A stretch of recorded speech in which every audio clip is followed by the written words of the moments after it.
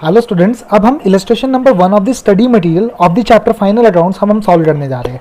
अब इसमें हमें क्या दे रखा है, परचेज दे रखी है, सेल, परचेज एंड सेल, मतलब ये वाली परचेज है क्योंकि परचेज का क्या बैलेंस होता है, डेबिट, ठीक है, और सेल्स का क्या बैलेंस होता है, क्रेडिट बैलेंस, ठीक है।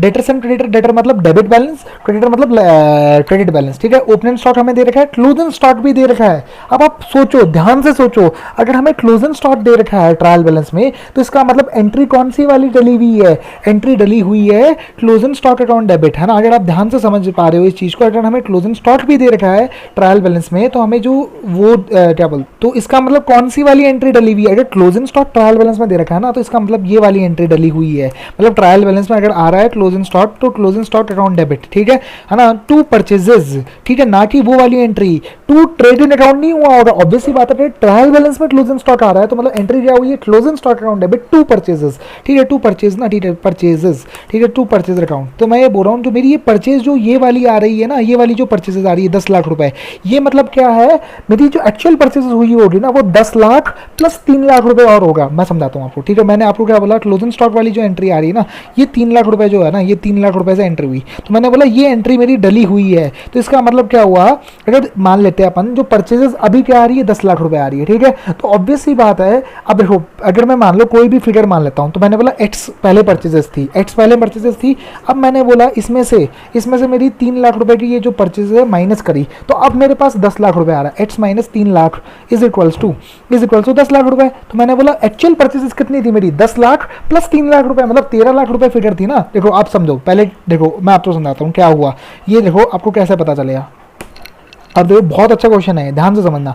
परचेज एंड सेल मैं आप थोड़ा सा ट्रायल बैलेंस में ना चेंज कर देता हूँ। मैंने बोला 13 लाख रुपए परचेज एंड सेल थी, ठीक है, 13 लाख रुपए, और मैं क्या करता हूँ, एक क्लोजिंग स्टॉक हटा देता हूँ। अब आप देखो, अब आपका ट्रायल बैलेंस था टैली हो रहा होगा, ऑब्वियसली बात है, क्योंकि मैंने क्या किया, 3 लाख रुपए ऊपर जोड़ दिए, सिर्फ ये तो किया मैंने, है ना। ये आपका ट्रायल बैलेंस अभी टैली हो रहा है। अब मैंने बोला इसमें कौन सी एंट्री डली हुई है, इसमें वो वाली एंट्री डली हुई है। तो मतलब जो मेरी एक्चुअल परचेजेस थी ना, वो कितनी थी, 13 लाख रुपए। अब इन्होंने कौन सी एंट्री डाल रखी है इसमें, इन्होंने ये वाली एंट्री डाल रखी है कि परचेजेस को कम कर दिया इन्होंने और क्लोजिंग स्टॉक खड़ा कर दिया इन्होंने। तो इन्होंने एंट्री डाल रखी है ना। तो क्लोजिंग स्टॉक, ये इन्होंने क्या किया, परचेजेस को कम कर दिया अपनी, और यहाँ पे एक नया हेड खोल दिया जिसका नाम है क्लोजिंग स्टॉक। तो ये आपकी जर्नल एंट्री हुई, तो ये 52 लाख रुपए से आपका ट्रायल बैलेंस बन जाएगा। तो इसका मतलब आपकी जो एक्चुअल परचेजेस है ना, वो कितनी है, 13 लाख रुपए की परचेजेस है। मतलब जो आपने एक्चुअल परचेज करी है 10 लाख रुपए नहीं, ये जो ट्रायल बैलेंस मतलब इसमें वो वाली, ये क्या एडजस्टेड परचेज है। ये कौन सी परचेज है, एडजस्टेड परचेज है। तो अब अगर आपको, अगर आप देखो, अब आप ध्यान से समझो, ठीक है, ये आपको समझ आ गई ये वाली चीज, तो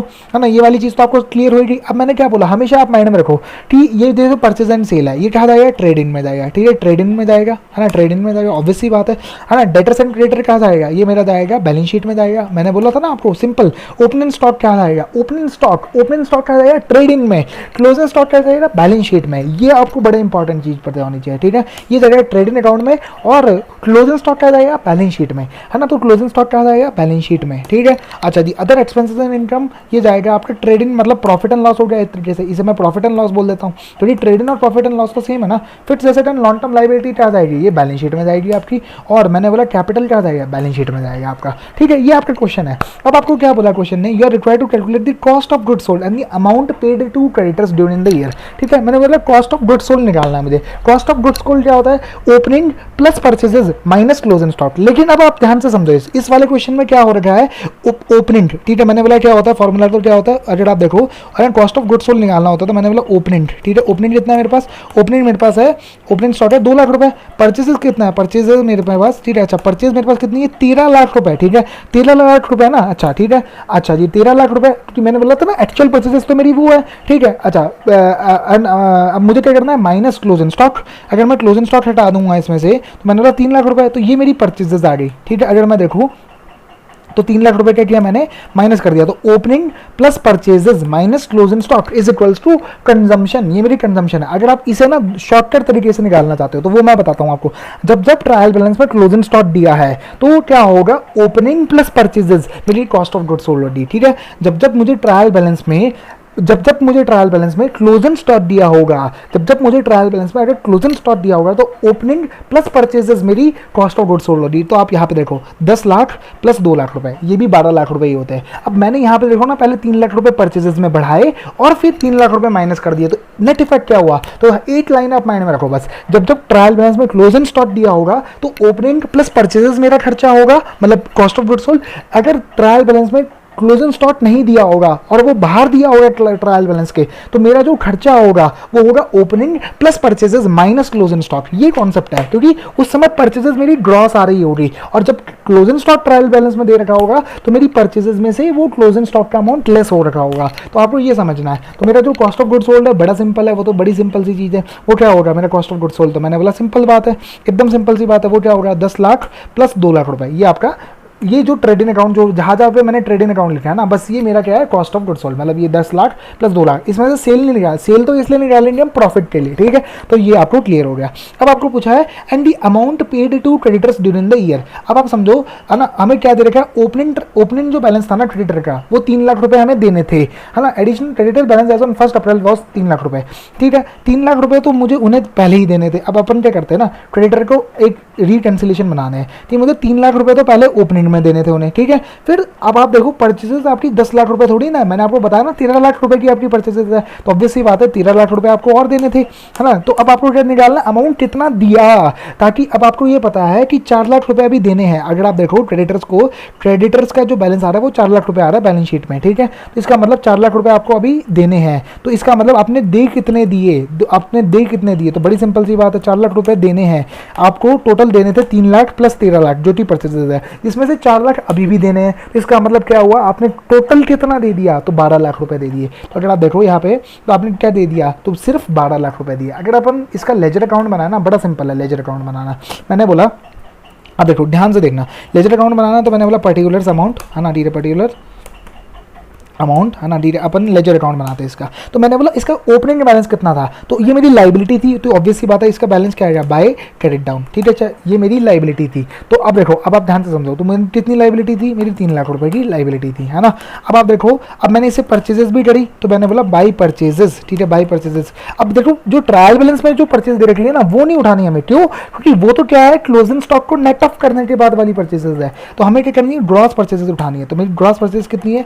13 लाख रुपए, है ना। तो ये मेरी ग्रॉस परचेजेस हो गई। अब मैंने बोला जो लास्ट में जो बैलेंस बचा, तो ये जो बैलेंस बचा ये कितना हुआ? ये बचा मेरे पास 4 लाख रुपए जो बैलेंस बचा। तो अब इसका ऑब्वियस सी बात है, इसका मतलब क्या हुआ होगा? एंट्री क्या हुई होगी? टू बैंक अकाउंट, ठीक है। टू बैंक अकाउंट कितने रुपए? ये मेरी एंट्री हुई होगी 13 प्लस 3 माइनस 4 लाख रुपए, तो ये मेरा 12 लाख रुपए है, ठीक है। तो आपको ये समझ आ गया होगा। अब अपन इस क्वेश्चन में एक और चीज करेंगे, अपन क्या करेंगे? इसमें ट्रेडिंग अकाउंट भी बनाएंगे, बैलेंस शीट भी बनाएंगे, सब कुछ बनाते हैं, ठीक है। तो आपको ये समझ आ गया होगा सारी चीजें ना। तो जैसा मर्जी क्वेश्चन बोलते रहे हम। अब देखो इसमें बड़ा सिंपल है, ट्रेडिंग अकाउंट बैलेंस शीट बनाना बहुत ही आसान है, बहुत ही आसान। मैं बताता हूँ कैसे।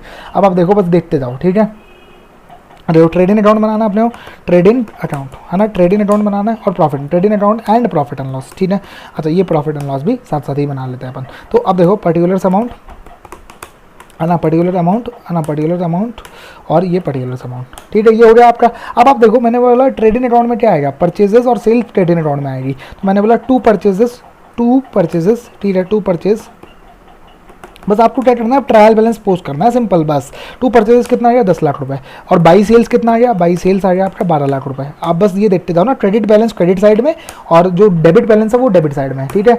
तो अगर आप देखो यहाँ पे देखो टू परचेजेस बाई सेल। अब आप अगला आइटम चलो बैलेंस शीट आइटम है, तो साथ साथ हम बैलेंस शीट भी बना देते हैं यहाँ पे। तो बैलेंस शीट भी हम बना देते हैं, ठीक है। बैलेंस शीट में क्या है? ये मेरा बैलेंस शीट में हो जाएगा एसेट नहीं सॉरी लाइबिलिटी, ठीक है, लाइबिलिटी ना, ठीक है, लाइबिलिटी और अमाउंट, ठीक है, ठीक है, लाइबिलिटी अमाउंट और एसेट अमाउंट, ठीक है। अगर आप देखो तो ये एसेट अमाउंट हो गया, एसेट अमाउंट, ठीक है। अच्छा, अब आप देखते जाओ। अब मैंने बोला डेटर और क्रेडिटर आ रहा है, तो डेटर क्या है? डेटर तो है मेरा एसेट, तो डेटर तो डेबिट बैलेंस आ गया डेटर, ठीक है सर। डेटर आ गया यहाँ पे 5 लाख रुपए, अगर आप देखो ये वाला, और 4 लाख रुपए क्या आ गया? क्रेडिटर, है ना। आपको बस सिंपल कुछ नहीं करना, बस ये ट्रायल बैलेंस पोस्ट करना है, कुछ भी बड़ी बात नहीं है, ठीक है। अब देखो ये जो ट्रेडिंग अकाउंट में जो मैंने बोला था ओपनिंग स्टॉक, तो ऑब्वियस सी बात है ये कहाँ जाएगा? यहाँ पे जाएगा। तो अगर मैंने बोला टू ओपनिंग स्टॉक कितने रुपए जाएगा? मैंने बोला बड़ा सिंपल सी चीज़ है, 2 लाख रुपए जाएगा, है ना। ये भी आपको क्लियर हो गया, है ना, टू ओपनिंग स्टॉक। अब आप देखो क्लोजिंग स्टॉक जाएगा बैलेंस शीट में, है ना। तो बैलेंस शीट में जाएगा क्लोजिंग स्टॉक, है ना, क्लोजिंग स्टॉक, बस आपने क्या करना है, ट्रायल बैलेंस के सामने लिख लेना है कि कौन सा आइटम कहाँ जाएगा, बस फिर तो कुछ बड़ी बात ही नहीं है। क्लोजिंग स्टॉक क्या जाएगा, एसेट साइड में, ठीक है। अब आप देखो अदर एक्सपेंसेस एंड इनकम, ये क्या जाएगा, प्रॉफिट एंड लॉस में। अब ध्यान रखो, अब आपका यहाँ पे क्या करो, पहले आप है ना, अब यहाँ पे to opening, to purchases, to by sales ना, और ये सब चीज़ें हो रही है आपकी। और अब देखो by other expenses and income ना, अब ये आपका बनेगा। अब देखो इसमें ग्रॉस प्रॉफिट तो अभी कुछ आ नहीं रहा, क्योंकि 12 लाख रुपए टोटल यहाँ पे भी टोटल 12 लाख रुपए ही हो गया, तो मतलब ग्रॉस प्रॉफिट है, ग्रॉस लॉस तो कुछ आ नहीं रहा। तो अब क्या हुआ, प्रॉफिट एंड लॉस में जब आप बनाओगे तो मैंने बोला इनकम कितनी है आपके पास, इनकम है 9 लाख रुपए, तो मैंने बोला बाई इनकम ना, ठीक है। मैंने बोला ठीक है 9 लाख रुपए, तो ये 9 लाख रुपए ये हो गया 9 लाख रुपए। और आपके एक्सपेंसेस क्या है, टू एक्सपेंसेस ना, टू एक्सपेंसेस, तो ये मेरे पास एक्सपेंस कितने हैं अगर आप देखो यहाँ पे, तो ये 7 लाख रुपए एक्सपेंसेस है। तो आपका जो टू नेट प्रॉफिट है, ये एनपी हो गया ना, एनपी इतना हो गया आपके पास, एनपी हो गया आपके पास नेट प्रॉफिट ना, ठीक है। ये आपका हो गया 9, तो ऊपर वाले में तो देखो ना ग्रॉस प्रॉफिट तो कुछ आया नहीं आपके पास, यहाँ पे देखो ना 2GP क्या था, 2GP 0 हो गया यहाँ पे, तो क्योंकि यहाँ पे कुछ बैलेंस ही नहीं बचा, दिस माइनस दिस ना, ठीक है, this minus sum of this, ठीक है। अच्छा अगर आप देखो तो ये कुछ भी बैलेंस नहीं बचा। अब मैंने बोला यहाँ पे क्या होगा, जब मैं प्रॉफिट एंड लॉस बना रहा हूँ तो आप समझो यहाँ पे, ठीक है। तो यहाँ पे क्या हो रहा होगा, बाई जीपी इतना आया होगा, बाई जीपी आया होगा यहाँ से, ऊपर वाला बैलेंस जो यहाँ पे लिखा हुआ है, ये ऊपर वाला बैलेंस जो आया होगा, ठीक है। इनकम कुछ है नहीं, to expenses to net profit, इसका मतलब जो नेट प्रॉफिट आ रहा होगा वो 2 लाख रुपए आ रहा होगा। अब ये नेट प्रॉफिट कहाँ जाएगा, ये मेरे पास जाता है बैलेंस शीट में, कैपिटल में ऐड हो जाता है, ठीक है। बैलेंस शीट में क्या होगा, कैपिटल में ऐड हो जाएगा, ठीक है। तो ये आपका क्या होगा, 2 लाख रुपये आपको क्या करना है, बैलेंस शीट में आप आए यहाँ पे है ना, बैलेंस शीट में ये जो कैपिटल अमाउंट है ना, अब पहले तो आप करो fixed asset and long term liability ना, ये पोस्ट करो बैलेंस शीट में। तो मैंने बोला फिक्स्ड एसेट्स, ये क्या हुआ, फिक्स्ड एसेट्स कितना अमाउंट दे रखा है मुझे क्वेश्चन में, मुझे अमाउंट दे रखा है 25 लाख रुपए, ये भी पोस्ट हो गया। लॉन्ग टर्म लाइबिलिटी ना, ठीक है, मैंने बोला ये जितने रुपए दे रखी है लॉन्ग टर्म लाइबिलिटी मुझे 6 लाख रुपए, अगर आप देख पाओ लाइबिलिटी है तो इधर पोस्ट हो रही। अब आप देखो कैपिटल कितना पोस्ट हो रखा है आपके पास, ये आपके पास पोस्ट हो रखा है 21 लाख रुपए, तो ये आपके पोस्ट हो गया। अब मैंने बोला ये जो 2 लाख का प्रॉफिट आया, अब आप क्या करो, आप इसे कैपिटल में ऐड कर दो, बस सिंपल सी बात है। तो अब जो आपकी पोजीशन आई ना, बस वो आपका क्या है, अगर आप देखो ये आपका टैली हो जाएगा। ऑब्वियसली बात है टैली तो होना ही है। आपने क्या किया, जो ट्रायल बैलेंस था उसके सामने पहले लिख दिया, फिर जो भी प्रॉफिट एंड लॉस में पोस्ट किया, जितना भी नेट बैलेंस आया ना वो आपने कैपिटल में ऐड बैक कर दिया, और बस ये आपकी बैलेंस शीट रेडी हो जाएगी। अब हमें इसी फॉर्मेट में सारे क्वेश्चन करने हैं।